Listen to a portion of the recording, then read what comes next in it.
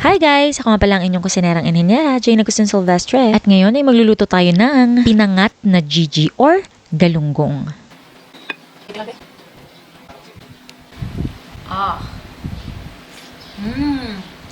Beb, kain na. Sarap.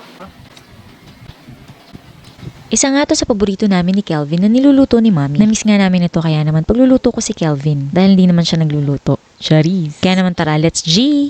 G! Luto tayo ng paborito kong galunggong. Buksan lang natin yung induction cooker. Assemble lang natin lahat sa kawali. Maglalagay lang ako ng konting kamatis. Hindi ko to ilalahat dahil pang sarasyado ko pa yan. Konti lang. Slice na sibuyas. Garlic. Ginger.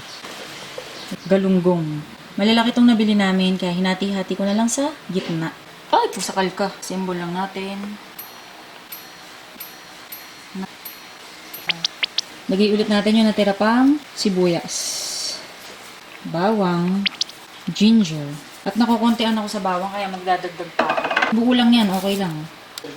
Ito yung masarap na luto sa galunggong na favorite namin ni Kelvin. So, lalagyan lang natin ng pampalasa. Salt.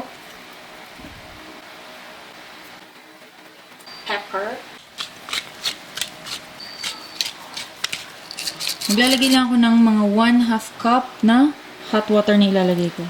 Sabayan natin ang hotness ng panahon. And then vinegar. Apple vinegar yung gamit ko. Pero syempre, pwede kayong gumamit ng sukang puti. Maputi pa sa iyong budhi. Char. Mga 2 tablespoon lang. Maglalagay ako ng gulay para masustansya pero mamaya na yun. Tikpan natin. Yan, di ba? Napakaganda. Takip pa lang. By Massflex. Titanium series. So, ngayon ko palang bubuksan yung aking induction cooker. Medium high heat lang kasi mabilis namang mag-conduct ng heat itong mga pan ni Massflex. Tapos kapag kumukulo na, tsaka natin hinaan maya-maya. Maglalagay ako ng konting mantika. Mantik pang makalimutan. Yan. Gamit ko sunflower and virgin olive oil blend. Let's wait. Magantay tayo. Ganyan ka naman. Mahilig ka magpaan. Ayan, kumukulo na. And hinaan natin yung init or yung apoy. Yeah, low heat. And then, tsaka tayo mag-timer ng 15 minutes. Oh, may sinaing na ba tayo, baby? May sinaing naman na pala. Check. Okay. Meron. Di pa naniwala. After 5 minutes, ihulog ko lang yung mga gulay. Ito optional, pero meron ako dito mga bagong pitas na gulay from Mommy's tanim sa Bulacan. Ayan. Syempre, hindi yan tanim ni Mommy. Sa palengke yan. So, itong mga talong, fresh yan. Kala nilang hindi. Nag-oxidize lang. Maliliit lang kasi yung talong na yan. Talong at okra. Di ba? Then, takpan lang ulit natin. 15 minutes ko na siya kinukulo.